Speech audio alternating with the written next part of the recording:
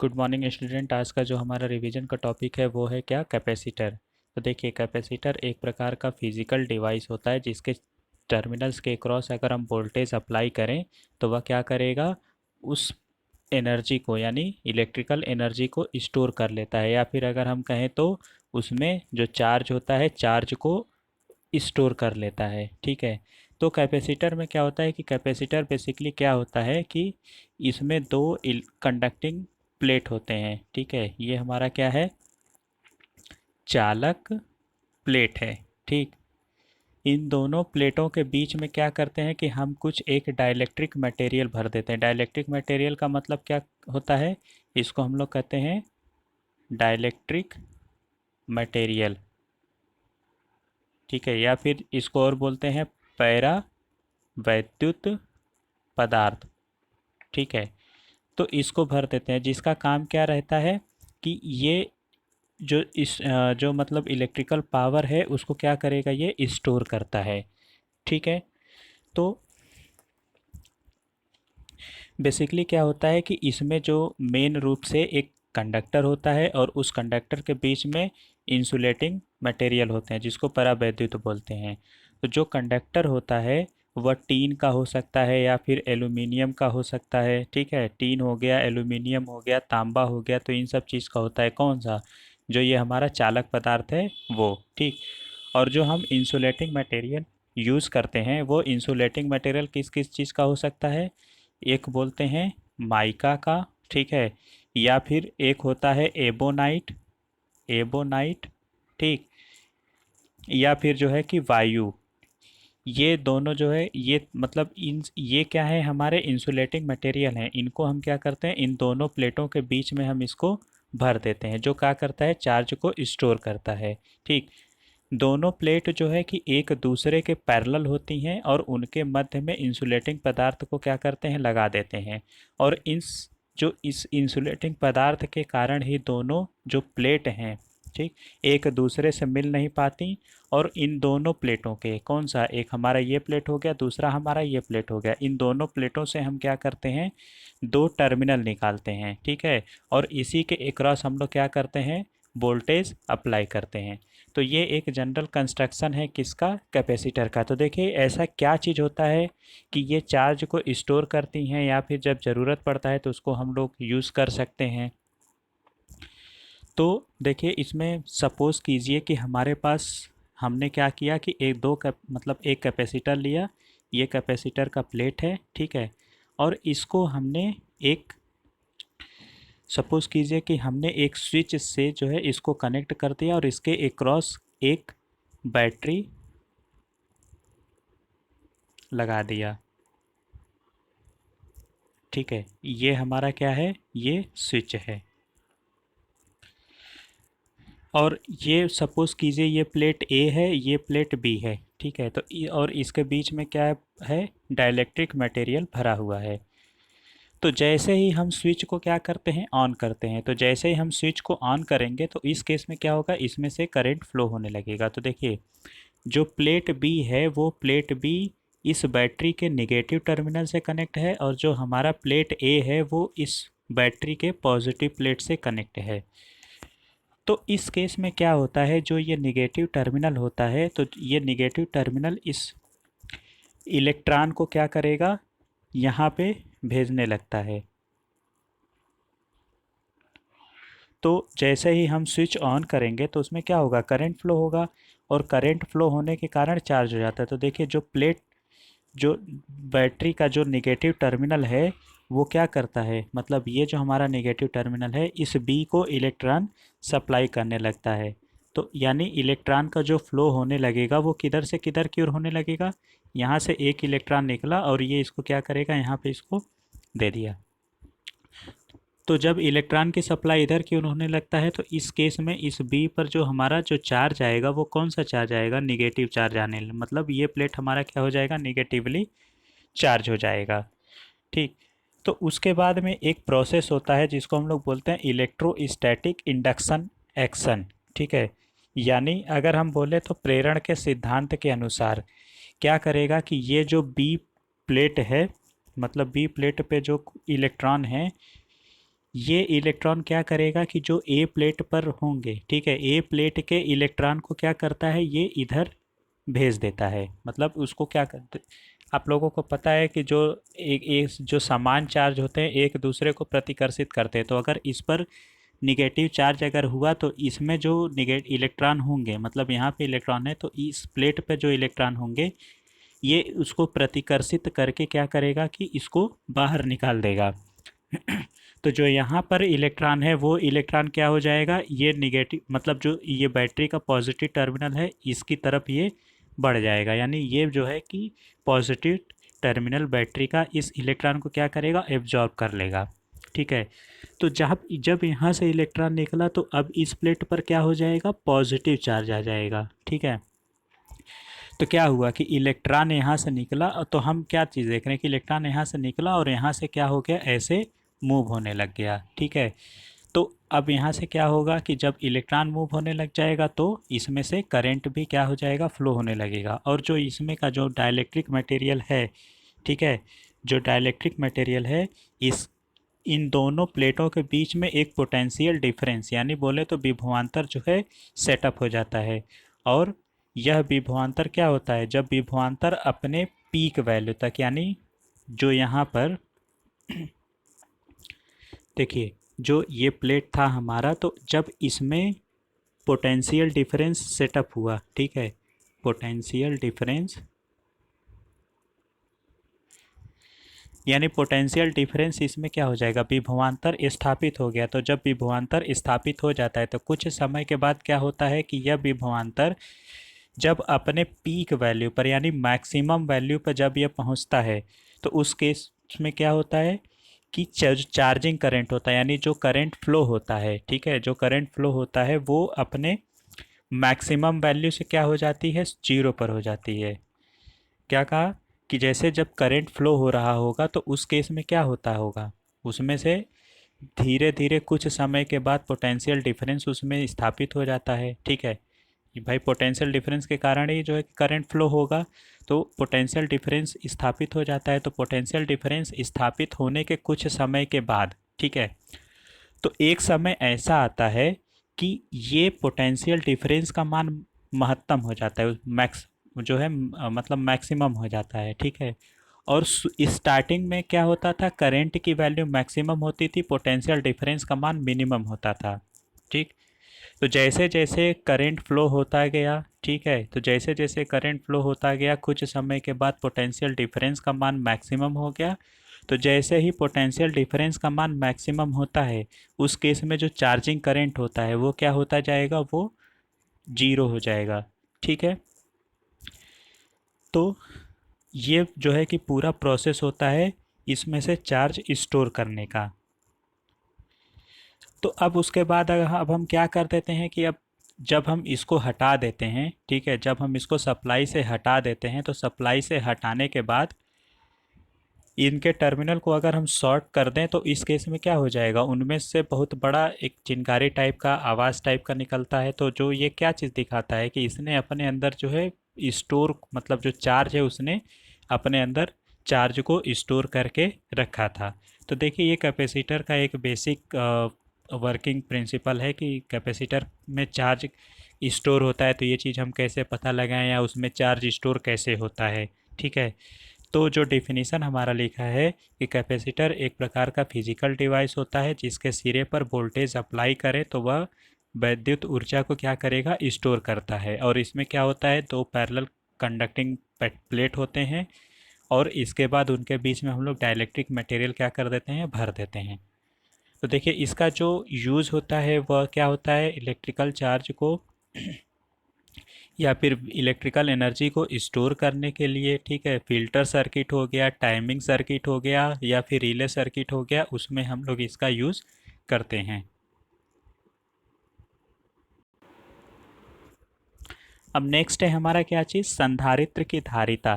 तो देखिए धारिता का मतलब क्या होता है, कैपेसिटर यानी कैपेसिटेंस ऑफ ए कैपेसिटर, कि वह कितना, किसी भी धारिता का मतलब ये चीज़ होता है कि उसके अंदर स्टोर करने की कैपेसिटी कितनी है। ठीक है, तो अगर हम संधारित्र की धारिता की बात करें यानी कैपेसिटेंस ऑफ ए कैपेसिटर, या कैपेसिटी ऑफ ए कैपेसिटर, अगर हम संधारित्र की धारिता की बात करें तो किसी भी कैपेसिटर के लिए उसकी कितनी क्षमता है कि वह कितना इलेक्ट्रिकल चार्ज को स्टोर कर सकता है, कितना उसको कलेक्ट कर सकता है, तो वही उसकी जो क्षमता होगी उसको हम किस नाम से जानेंगे, उस कैपेसिटर की कैपेसिटेंस के नाम से जानते हैं। तो क्या कह सकते हैं कि किसी भी कैपेसिटर यानी किसी भी संधारित्र के इलेक्ट्रिकल चार्ज को, ठीक है, या वैद्युत आवेश को कलेक्ट करने की क्षमता को हम क्या कह सकते हैं, संधारित्र की धारिता कह सकते हैं। ठीक है। अब देखिए जो संधारित्र की धारिता है यानी जो धारिता है हमारी कैपेसिटेंस है, वह प्लेटों के बीच की दूरी और उनके बीच के डाइलेक्ट्रिक मटेरियल के क्षेत्रफल पर निर्भर करता है। ठीक। और कैसे निर्भर करता है, तो देखिए जो C बराबर होता है, C बराबर क्या होता है, epsilon not A by D होता है।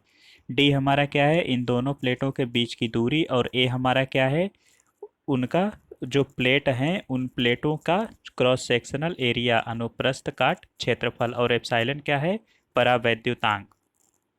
ठीक है। तो जो कैपेसिटेंस होता है, ठीक है, कैपेसिटेंस का जो मात्रक होता है वह क्या होता है, कैपेसिटेंस का जो मात्रक होता है वह होता है फैराड। ठीक। तो तो अगर हम बात करें कि संधारित्र की धारिता का सूत्र क्या होता है, संधारित्र की धारिता हम कैसे कैलकुलेट करेंगे, तो जो संधारित्र की धारिता का जो सूत्र होता है वह होता है C is equal to epsilon not A by D, या फिर होता है C बराबर Q बटा में V। ठीक। तो ये जो है किसका है, कैपेसिटेंस ऑफ ए कैपेसिटर यानी संधारित्र की धारिता। संधारित्र की धारिता में हमने क्या चीज़ देखा कि किसी भी कैपेसिटर के को चार्ज करने की जो क्षमता होगी वो कितना चार्ज स्टोर कर सकता है, उस कैपेसिटी को हम क्या बोलते हैं, कैपेसिटेंस ऑफ अ कैपेसिटर। जो कि क्या होता है, जो कि प्लेटों के बीच की दूरी और उनके अनुप्रस्थ काट क्षेत्रफल पर क्या करता है, डिपेंड करता है। ठीक है। और इसका जो मात्रक होता है वह क्या होता है, फैराड होता है। अब देखिए जो हमारा कैपेसिटर है उसको प्रभावित करने वाले कौन कौन से कारक हैं। तो अगर हम बात करें कैपेसिटर को जो प्रभावित करने वाले कारक हैं, तो देखिए हमारे पास जो फार्मूला था वो क्या चीज़ था, C बराबर epsilon not A by D.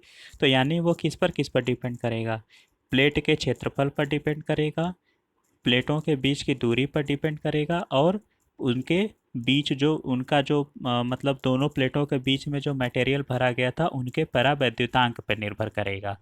ठीक है। तो पहला चीज़ क्या है, जो प्लेटों के क्षेत्रफल पर। तो देखिए जो कैपेसिटर का हम जानते हैं कि क्या होता है, C बराबर epsilon not A by D होता है। ठीक है।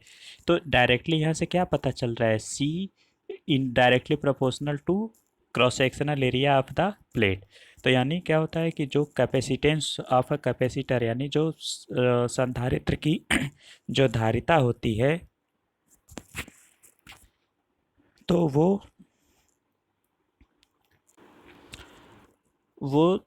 उसके क्रॉस सेक्शनल एरिया पर डिपेंड करता है, उस पर क्या करता है, डायरेक्टली प्रोपोर्शनल होता है। तो कह सकते हैं कि अगर हम क्रॉस सेक्शनल एरिया को बढ़ाएंगे तो उस केस में क्या होगा, कैपेसिटेंस का मान बढ़ेगा। और अगर हम कब, जब क्रॉस सेक्शनल एरिया बढ़ाएंगे तब, अगर हम ए के मान को घटाते हैं तो सी का भी मान क्या होगा, घटेगा। ठीक है।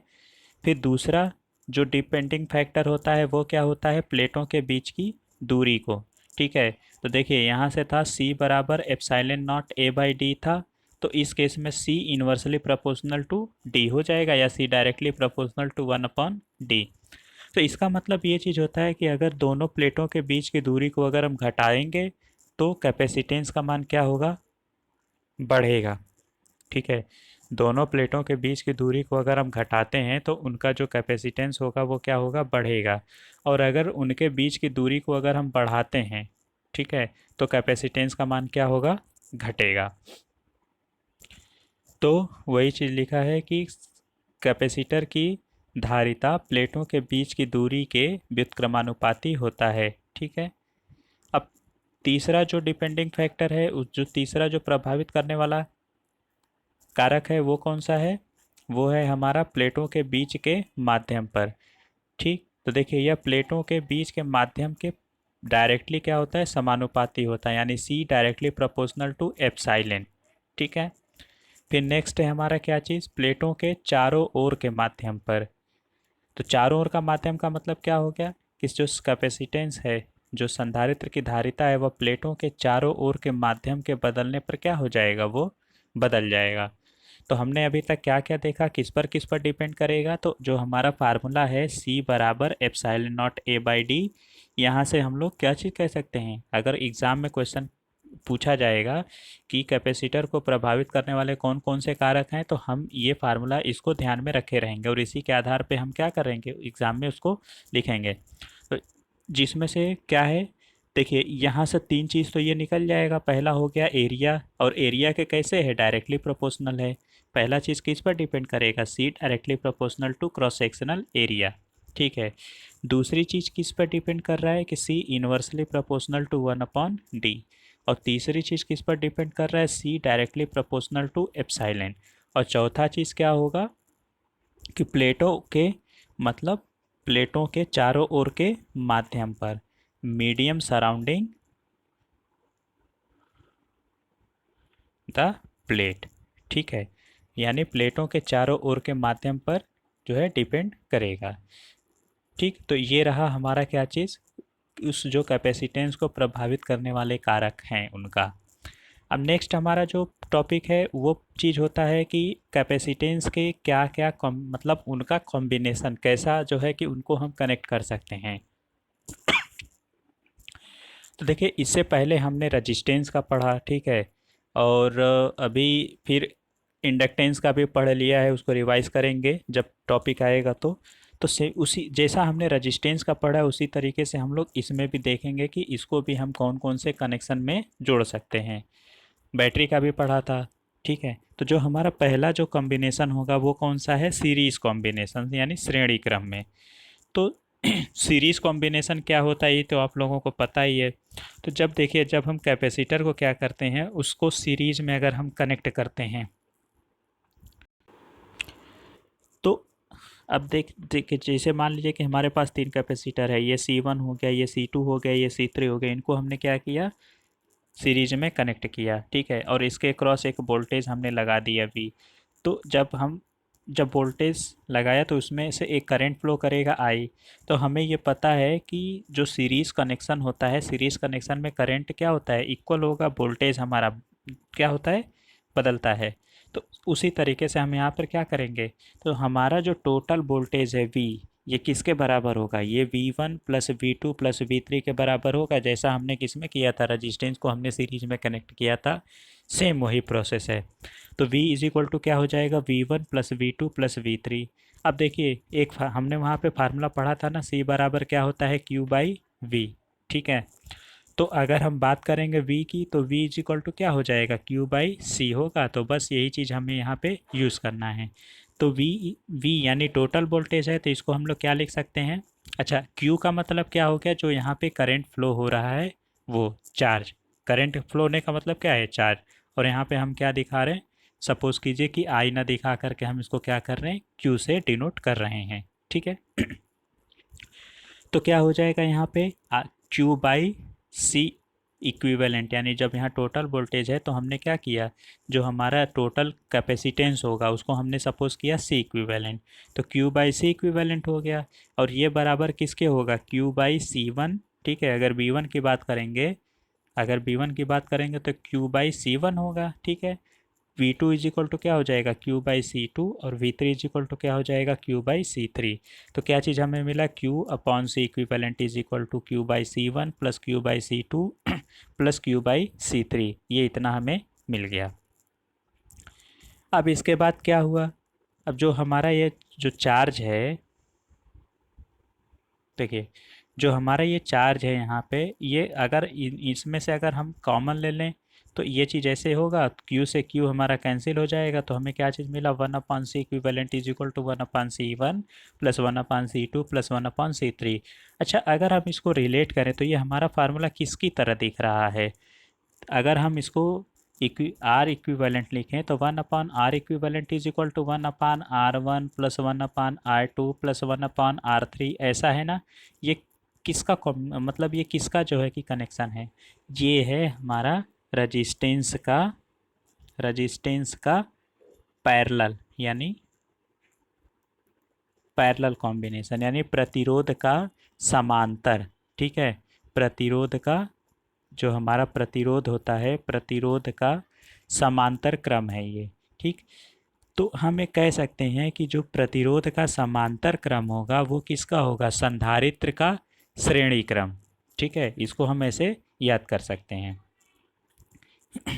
अब नेक्स्ट है हमारा क्या चीज़, parallel combination of the capacitance, यानी जो हमारे संधारित्र हैं उनका समानांतर क्रम। तो देखिए, अगर हम बात करेंगे समानांतर क्रम में, तो समानांतर क्रम को भी आप लोग जानते हैं कि कैसे उसको कनेक्ट करते हैं। ठीक है, तो ये 3 कैपेसिटर हमारे पास है जिनको हमने क्या किया, कम मतलब उसको समांतर क्रम में जोड़ दिया और उसके क्रॉस हमने एक वोल्टेज लगा दिया। ठीक है, और इसमें से करंट फ्लो कर रहा है या फिर चार्ज फ्लो कर रहा है। ठीक है, तो इस केस में देखिए क्या होगा कि जो तीनों हमारे वोल्टेज हैं, सॉरी, तीनों जो हमारे कैपेसिटर हैं, हर एक कैपेसिटर के क्रॉस क्या होगा, वोल्टेज इक्वल होगा। कितना होगा, वी, वी और वी। ठीक है, डिवाइड क्या होगा यहाँ पर, ये चार्ज डिवाइड होगा। किस में, सी, सपोज कीजिए C1 में Q1 गया, देखिए C1 में कितना गया, Q1, C2 में कितना गया, Q2, C3 में कितना गया, Q3। तो हम कह सकते हैं कि जो हमारा total charge Q is equal to होगा वो Q1 plus Q2 plus Q3 इतना होगा। तो उसी चीज़ को यहाँ पे लिखा है कि जो हमारा टोटल चार्ज होगा वो Q is equal to Q1 plus Q2 plus Q3 हो गया। और हमें पता है क्या चीज़ की, Q बराबर होता है CV और तो टोटल चार्ज हमारा कितना होगा, C इक्विवेलेंट हो गया और V तो हमारा कॉमन है, तो C equivalent into V is equal to Q1 की बात करेंगे तो C1V, Q2 की बात करेंगे C2V और Q3 की बात करेंगे तो C3V। ठीक है, अब देखिए V V V यहाँ से तीनों से कॉमन हो जाएगा, तो यहाँ से V कॉमन हो गया तो बचा C1 plus C2 plus C3 और इसी V से ये V जो है कि कैंसिल हो जाएगा। तो क्या चीज़ बचेगा, बचा हमारा C equivalent is equal to कितना, C1 plus C2 plus C3। ठीक है, Q इज इक्वल टू कितना हुआ, C1 plus C2 plus C3। तो ये कौन सा कनेक्शन है, ये हमारा कनेक्शन है पैरेलल कनेक्शन में। तो दो चीज़ें हमारी बात, अच्छा ये जितना हमने अभी तक देखा, तो दो चीज़ें हम यहाँ से सामने निकल के आती हैं। क्या क्या चीज़ें आती हैं, अगर एक तरफ हमारा रजिस्टर का कनेक्शन होगा, दूसरा तरफ अगर हमारा कैपेसिटर का कनेक्शन होगा, तो जो रजिस्टर का पैरेलल पैरेलल कॉम्बिनेशन होगा तो वही फार्मूला किसका निकल के आएगा, वो सिमिलर होगा, वही नहीं होगा, मतलब वो किसकी तरह समझ में आएगा, ये इसके जो है सीरीज की तरह होगा।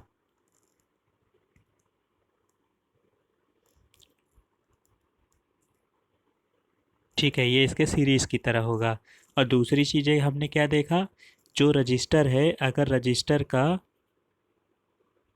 सीरीज कॉम्बिनेशन जो होगा वो कैपेसिटर के किसकी तरह होगा, पैरेलल कॉम्बिनेशन की तरह होगा। ठीक है, तो यहाँ पे हमें क्या चीज़ मिलता था, 1/R इक्विवेलेंट, और यहाँ पे हमें क्या मिला पैरेलल वाले में, यानी 1/C1। ठीक है, और जो हमारा सीरीज था R1 प्लस R2 वो किसका हो जाएगा, C1 प्लस C2। यानी पैरेलल जो रजिस्टेंस का पैरेलल फार्मूला होगा वह सीरीज मतलब कैपेसिटर के सीरीज फार्मूले की तरह होता है, और जो सीरीज कॉम्बिनेशन होगा रजिस्टेंस का वो किसकी तरह, मतलब कैपेसिटर का क्या हो जाएगा, वो पैरेलल फार्मूले की तरह होता है। ठीक है,